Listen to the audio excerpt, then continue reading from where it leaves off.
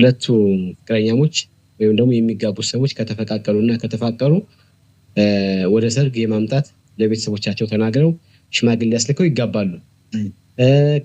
ከትዳር በፊትም ብዙ አይነት የወንደ ላይፍ ብዙ ሰው ያሳልፋል። የአብዛኛው አሁን የከተማ ህይወት ያለ በፍቅር አብረው ይኖራሉ። እንደውም መጠናናት የሚባል አለ።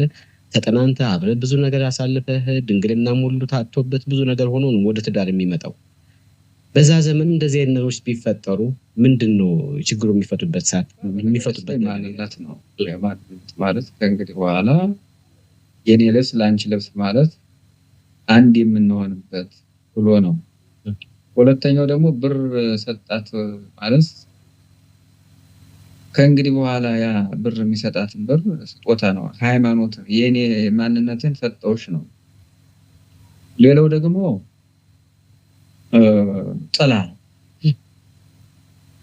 እንግዲህ ከእንግዲህ በኋላ የኔ ጥላዬ ለላዬ ነሽ፣ አምባዬ ነሽ፣ ጋሬ ነሽ ብሎ ነው እየሰጠ እኩል ነው የሚኖር። አሁን ከተማ ላይ ወይ መኪናው ወይም የሚበላው የሚጠጣው በተለያየ መንገድ ሊሆን ይችላል። ገጠር ላይ ግን የሚበላው የሚጠጣው ማንኛውም ሰው ምላሽ ልዩነት ወይ ቤት ልዩነት ወይ ጎተራ ማስገባት እንጂ የሚኖረው ህይወት የገጠሩ ማህበረሰብ ማንኛውም ሰው ሀብታም ወንዳ እኩል አይነት የሚበላው የሚጠጣው አንድ አይነት የሚሰራውም አንድ አይነት ነው።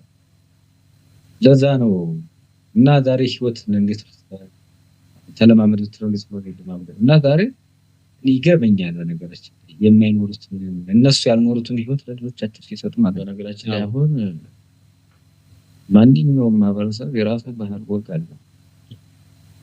በመንፈሳዊ ጋር የተገናኘ እኛ በእኛ ሃይማኖታችን በሌሎች ሃይማኖት እንኳን ሳይቀር ማለት አለና ግን ለትውልድ እናስረክበው ነገር የራሳችን ማንነት ከሆነ ምንም ነገር የለም። ሰላምና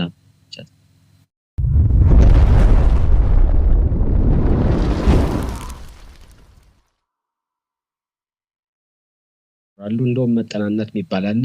ተጠናንተ አብረህ ብዙ ነገር አሳልፈህ ድንግልና ሙሉ ታጥቶበት ብዙ ነገር ሆኖ ነው ወደ ትዳር የሚመጣው። በዛ ዘመን እንደዚህ አይነት ነገሮች ቢፈጠሩ ምንድነው ችግሩ? የሚፈቱበት ሰዓት የሚፈቱበት ነገር የነበረው አንደኛ ክብርም ይለዋል። አንደኛ ድንግልናም ክብር ነው። በዛ ዘመን እኮ ስርዓተ ቁርባን ባይፈጽሙ ስርዓተ ተክሊል ባይፈጽሙ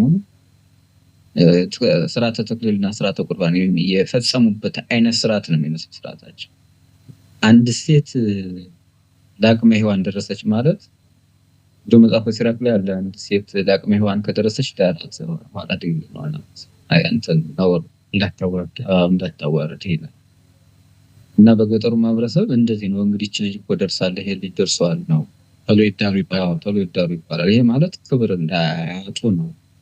ይሄ ግን አሁን አንተ ወይም ልጅቷ ጋር ተፈቃቀረን እንትኖቻችን አበላሽተን ከዛ በኋላ ማንነቶቻችን ዝም ብለን የስጋዊ ስሜት እንትን ካለን በኋላ የሚሆኑ ነገሮች ከማህበረሰቡ ዘንድ ጋር እነዚህ ቀድመው ገና እንዲያደርገው እየተባለ ይባላል ይነወራል።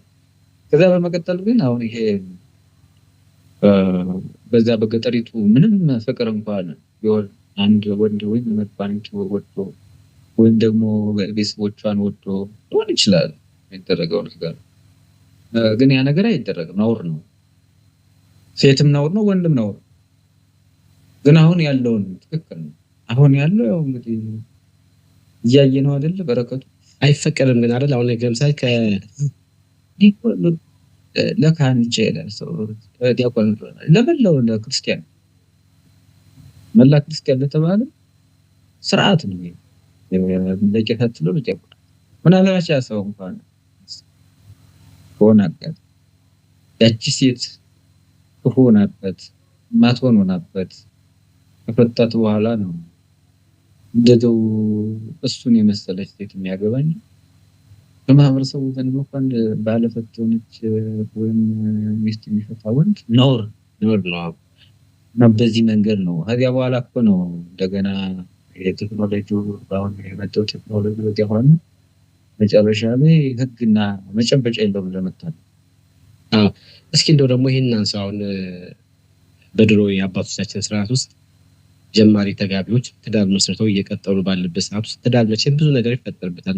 በየመካከሉ ጥል ይኖራል፣ አለመግባባት። እነዚህ ነገሮች ሲፈጠሩ እናትና አባቶቻቸው እንዴት ነው ችግሮቹን እየፈቱላቸው የሚሄዱት? አብረዋቸውን የሚሆኑት ወይስ በምን አይነት መንገድ ነው የሚያግዟቸው? አዎ እናትና አባቶች በነገራችን ትዳር ደስታ ብቻ አይደለም፣ መከራ ነው። 13ቱን ሕማማተ መስቀል ጌታችን ኢየሱስ ክርስቶስ ስለተቀበለ እናት 13 ለዛ ነው። ይሄ ምስጢር ሁለተኛ ደግሞ አሁን ያቀድም ያልኩህ ወስፌ ምናምን መርፌው መስታየቱ ሁሉ ማለት ወስፌም ስፌት መስፋት ድካም አለ። መርፌም እንዲሁ ልብስን መጠቅለል ድካም አለ። ጠላ መጥመቅም ጠጅ መጥመቅም ድካም አለ። እነዚህ ድካሞች ተጨምቀው መጨረሻ ላይ የሚበላ የሚጠጣ ሲሰጥ በድካም ውስጥ ያለ ጉልበት የሚሆን ነገር የለም።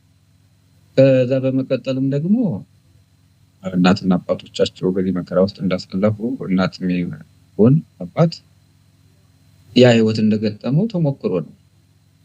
እንደውም እኮ አንተና ስታገባ ነው እናትና አባት በደንብ እንዴት አድርገው ስትወልድ አይ ለካ እኔን እንዲያርገው ነው ያሳደጉ ይባላል። ያ ብቻም አይደለም እኮ ቤት ስትሰራ ስትወጣ ስትወርድ የምትደክመው ያን ቤት የእናትና የአባት ቤት ትልቅ ቤት አይተህ ቤቱን ስትኖርበት ደስ እያለ ግን አባትህ ምን ያህል ዋጋ እንደከፈለ እንጨቱን ሲያወጣ ሲያወርድ አለ። ተመልሶ ደግሞ እናትና አባትህ መቼም ሁልጊዜም በደስታ አይኖሩ፣ ተጣልተው እንደውም አንዳንድ ሆኖ ፍትሃዊ የሆነ ጭቅጭቅ መፍትሄ የሚያፈላልግ እነዚያን ሁሉ አይተው ነው። እና ይሄንን ደግሞ በአንድ ጊዜ የሆነ ተጣልተህ እንኳን አኩርፈህ ልትፋታ ስትል እንዴ እኛ እኮ እንዲህ ነበርን ይሉሃል። እኛ ይሄን ሁሉ አሳልፈን ነው ይሉሃል። ይሄን እኮ ብለን ነው የኖርነው ይሉሃል። ይሄ ስንቱን ችለን ነው ይባላል። እና በዚያ መንገድ ነው ህይወታቸውን ልጆቹን ለአንዴ ነው እያሉ ትዳራቸው ትዕግስት እንኳን አንድ ጥፋት እንኳን በዚያ የሚገባ ታዩን ባሉበት አለ። አሁን ግን በቃ አንተ አልሆነም ሃይማኖት የሚባል የለም። ምን የለም። ኧረ ለሃይማኖታችን ችግር ነው፣ ለማህበረሰባችን ችግር ነው። ልክ ህግ የሌለው ልክ ሆኗል። አንዳንድ ጊዜ ያ እኮ ስለጠፋ መከራ ስቃይ ያለበት አሁን ሰላም ሙለጋ ነው። ነገራችን ላይ እኮ ትዳር ወይም ልጅ መውለድ እኮ ትንሽ ቤተክርስቲያን እኮ ነው። ቤተክርስቲያን ብዙ ነገር የሚደረግ ብዙ ድካም አለባት አይደል?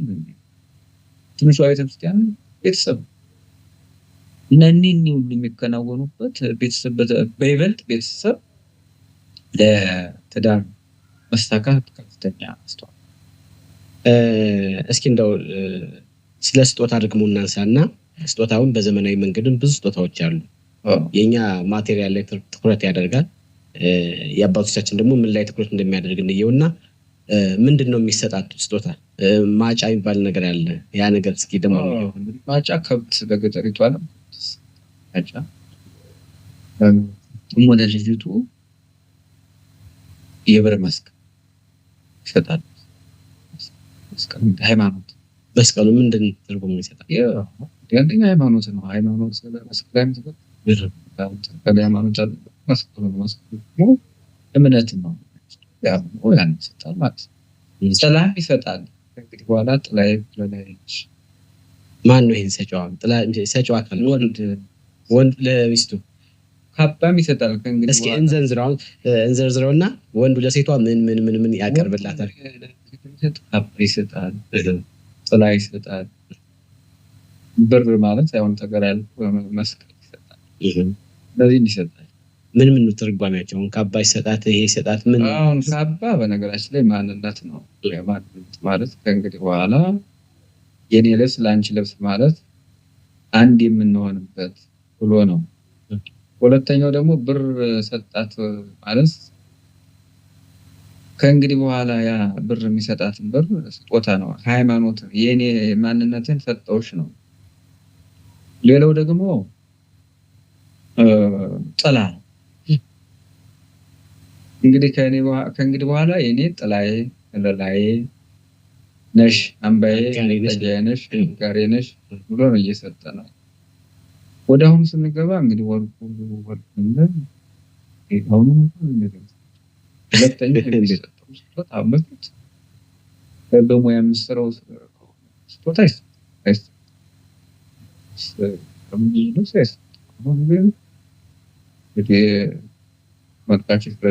ኩታ አለ፣ ልብስ አለ፣ ወርቅ አለ።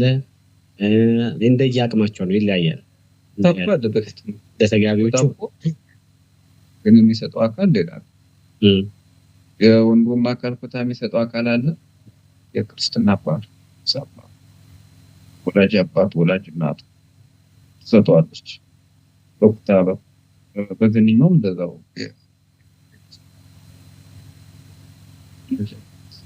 ቤተዘመድ ነው። ይህን ሙሉ ወንድ ልጅ ግን የሚጠበቅበት ከራሱ ጋር የሚገናኝበት ሚስጥር ማንነት ሁለታቸው የሚታወቁት መንገድ ብቻ ነው። እነዚህን ብቻ ስጦታዎች ይሰጣል። ሌላውን በውጭ ያለውን በላይ የሚለብሱትን ከእናት ከአባቶቻቸው ከዘመድ ይወርሳሉ። ይሄን ነው የሚሰጥ። አሁን ግን እንደዛ ሴቷስ ምን ትሰጣለች? አሁን ለወንዱ የምትሰጠው ነገር ምንም ሳሰጥ ነው የምትገባው። አዎ ምን ትሰጣለች?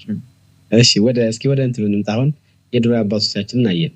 አሁን ደግሞ የኛው ነኝ። በተለይ በአሁኑ ሰዓት እንደውም ካነሳነው አይቀር የሽምግልና ጉዳይ በጣም ፍር ለቋል። በጣም ብዙ ታዋቂ ሰዎች ይሄዱበታል፣ የሃይማኖት አባቶች የሚገቡበታል እና ከሰርግ ባልተናነሰ ከፍተኛ ወጪ ሁሉ የተደረገበት ለሌሎችም ተጽዕኖ በሚፈጥር መልኩ ይካሄዳል።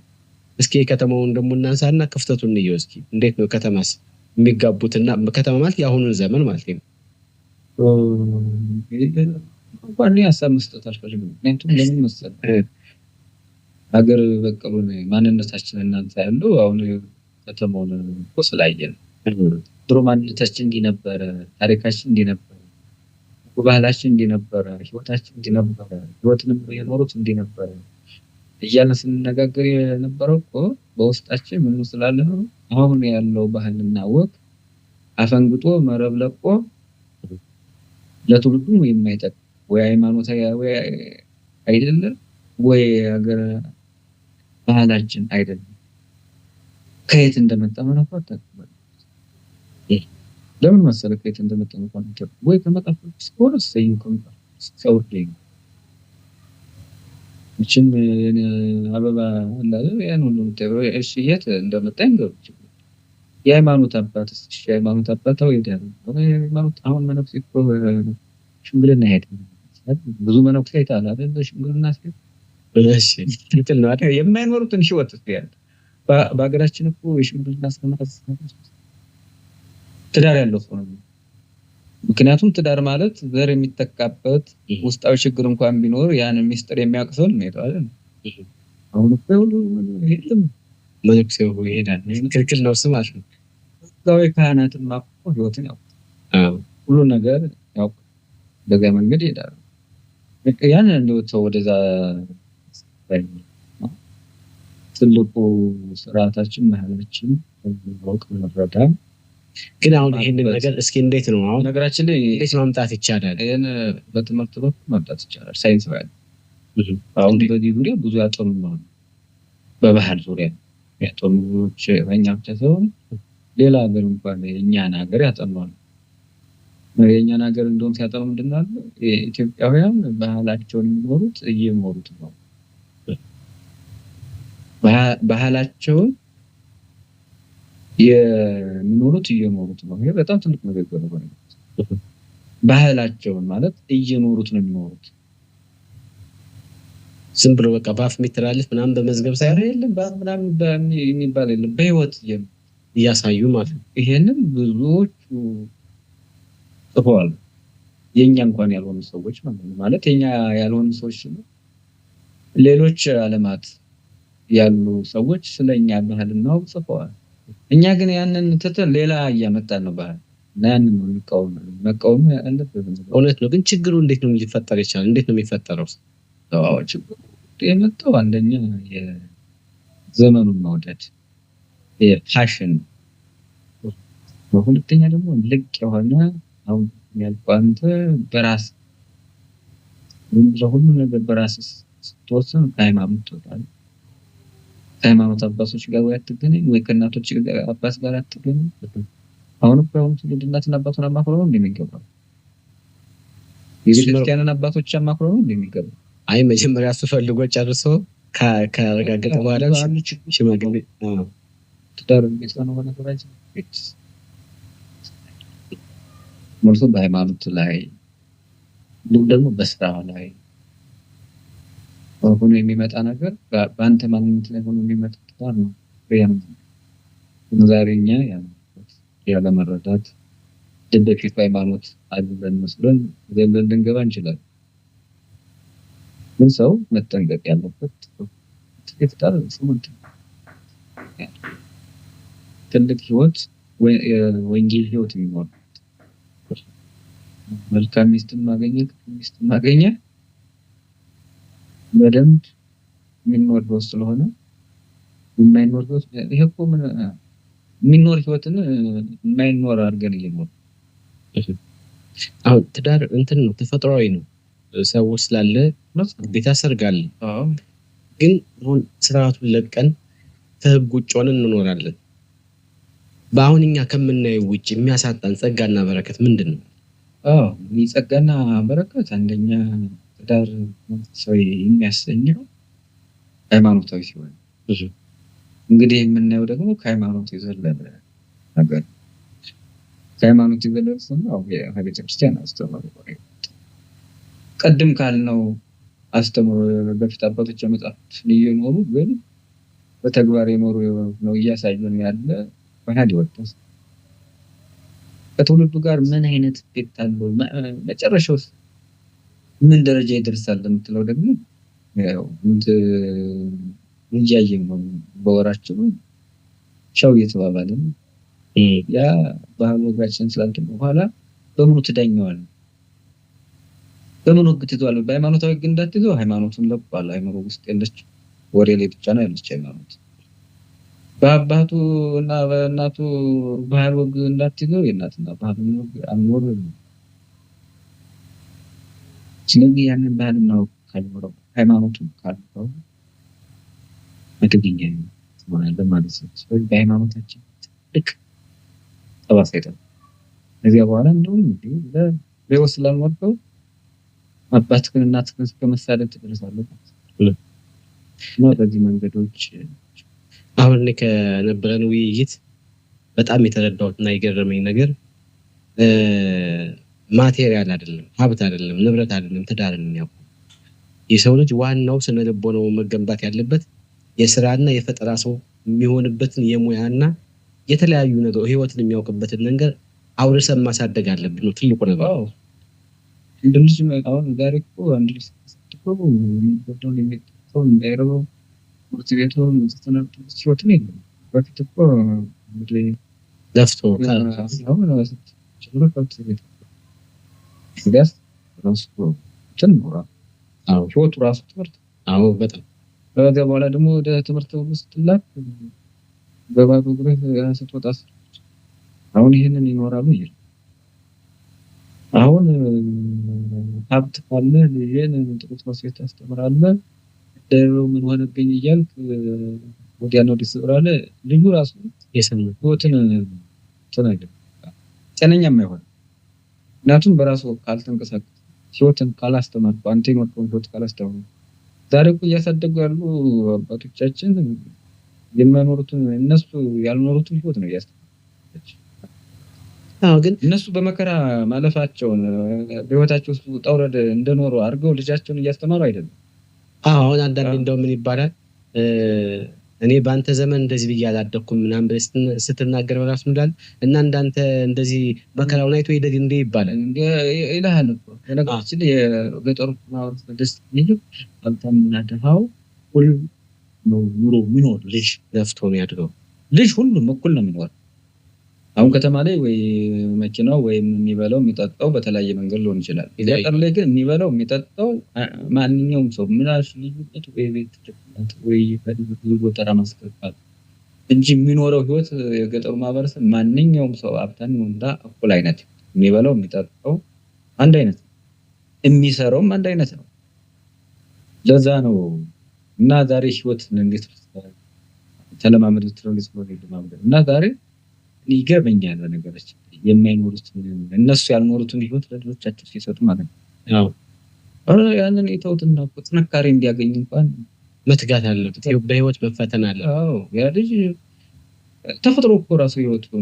አንድ ከና በእናቱ ለመጥፋት ከዚያ ተወለደ በኋላ በጉምሱ በቁሙ የጎነበሰ ነው የሚሄዳል እንዴ? እና ይሄ እኮ ራሱ አንድ ተፈጥሮ ራሱ ደክሞ ይደር ተምሮ ይኖር ህይወት ይቀጥል እያለ ነው። ግን ያ የለም። በቃ ያንን ሳታስተምር ወላጅ አባት ሳያስተምረው ይሄ ልጅ እንዴት ብሎ ሊቀበል ይችላል? ኧረ እናትና አባቴ እንደዚህ አድርገው ነው አስተማሩኝ ነው የሚለው። እና ያ ደግሞ የኖረውን ህይወት ነው የሚነግረው። ያልኖረ እናትና አባት የኖረውን ህይወት ማስተማር አለ።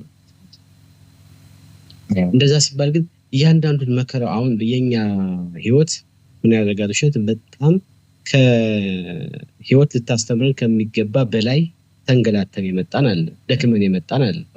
ያን ሁሉ መከራ ይዩት ማለት ሳይሆን እንደው የህይወትን ትግል ግን ማወቅ አለባቸው ነው።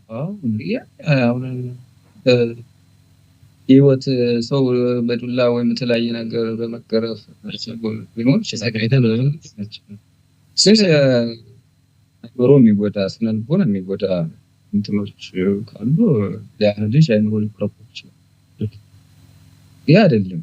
አባቱ ለምሳሌ አዚ ነጋዴ ከሆነ ያን ሀብት ንብረት እንዴት እንዳመጣው በህይወቱ ልጅ ማሳየት አለ። መኪና ትልቅ መኪና ገዝቶ እንደሆነ አባት ያን መኪና እንዴት አድርጎ እንዳመጣው ለልጁ መውረስ አለበት። ዝም ብድግ አድርጎ ያን መኪና ከሰጠው ልጅ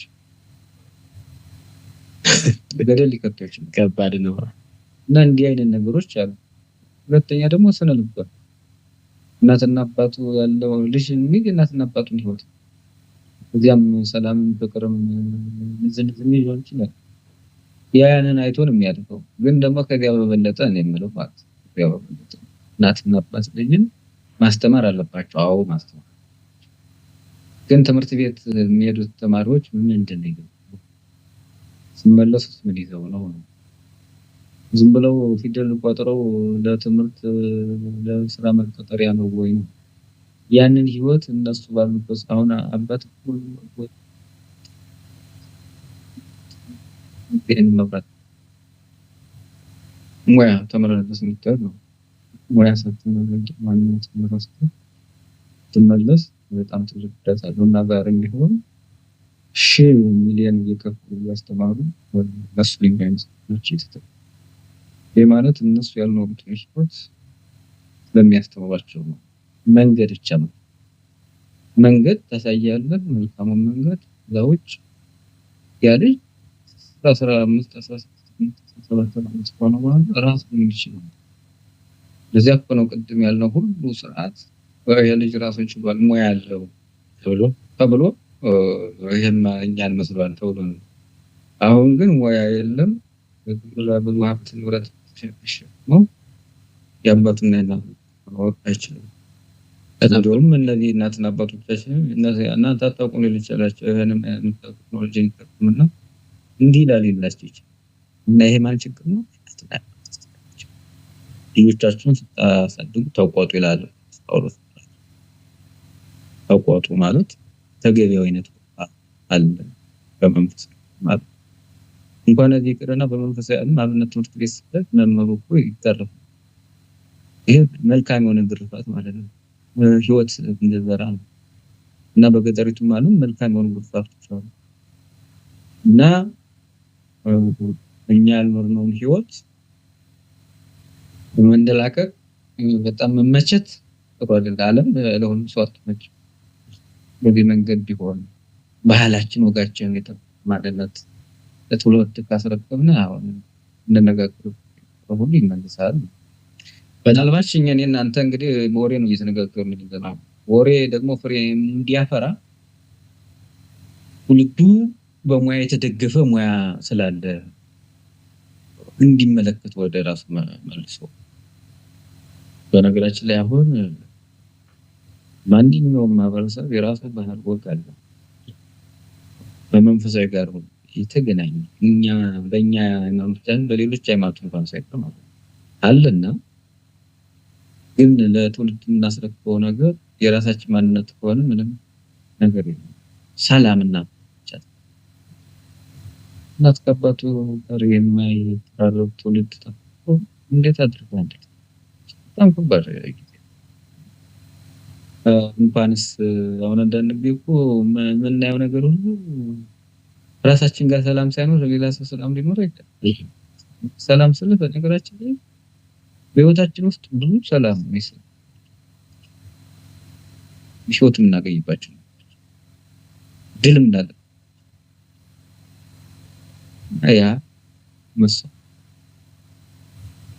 በጣም ጥሩ። ለዛሬ የነበረን ውይይት ይህንን ነው የሚመስለው። እንደ ማጠቃለያ ግን ማንሳት የሚፈልጉት ነገር ካለ እስኪ ጠቅለል አድርገን።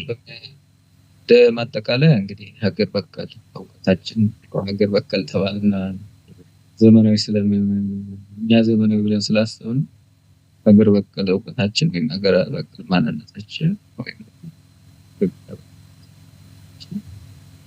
አንሳ ያ አባቶቻችን ሲደክሙበት አባቶቻችን ሲሞቱበት የነበረው ማንነት ለኛ እውቀት፣ አእምሮ፣ ሰላም፣ ጥበብ ያለበት ነው። ያ ጥበብ ደግሞ የሚመጣው አሁን ለምንኖርበት ዓለም መንገድና ህይወት የነበረ ነው። ያ መንገድና ህይወት ደግሞ አሁን እኛ ስላልኖር ነው በተለያዩ ምክንያቶች ተሸክመው ስለኖር ነው። ያን ሸክም ደግሞ ለማቃለል ወይም ደግሞ ሸክሙን ለማራገፍ ማንነታችን ከተመለስና ሁሉም ነገር ይመለሳል ማለት ነው።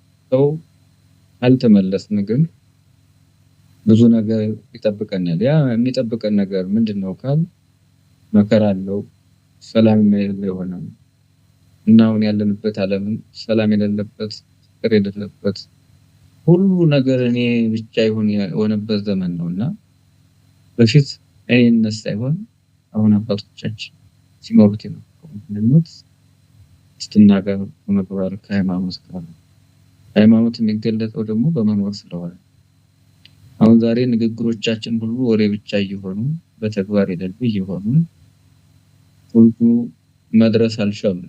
ትውልድ ደግሞ የሚታይ የሚጨበጥ የሚዳሰስ ማንነት ይፈልጋል። ያ የሚጨበጠውን የሚዳሰሰው ማንነት በወላጅም አጠቃላይ መላው በቤተክርስቲያንም ብለው መላው ኢትዮጵያን ባህልና መከተል አልቻልም። ያ የነበረ ማንነታችን ያፈቅሩ ተሳሰብ እየጠፋ ሄዳል። ወደ ሳይንስ ወደ ቴክኖሎጂ ስንቀይረው ግን ይሄንን ይዘን ወደ ሳይንስ ማድረግ እንችላለን። ብዙዎች አድገውበታል። እኛ ግን ያንን ሳላላዝን የሌላውን እየተከተልን እዚህ ደርሰናል። አሁን የምናየውን እንኳን ቴክኖሎጂ ሌሎች ፈጥረውት ለዚያ ተገዥ ሆነናል። ግን በራሳችን ማንነት ቴክኖሎጂ መፍጠር ይቻላል። ያ ቴክኖሎጂ የሚለው የአባቶቻችን ቴክኖሎጂ ዘለቄታዊ ያለው ስለዚህ እንመለስላለን። በጣም አመሰግናለሁ። ዛሬ ተመልካቾቼ ለየት ያለ ሀገራዊ ጉዳይ ነው፣ ነገር ግን ሀገርን የሚያቀና ትንሿ ቤተክርስቲያን ተብሎ ስለተሰየመው ስለ ትዳር እንዲሁም ደግሞ ስለ ሰርግ ነው በሰፊው ያወራን። እጅግ በጣም ደስ የሚሉ ሀሳቦች ተነስተዋል። የጥንት አባቶቻችን ይመሩበት ወይም ይተዳደሩበት የነበረው የሰርግ ስርዓት እጅግ በጣም አስገራሚና ሰውን ወደ ሰውነቱ የሚመልስ ነው።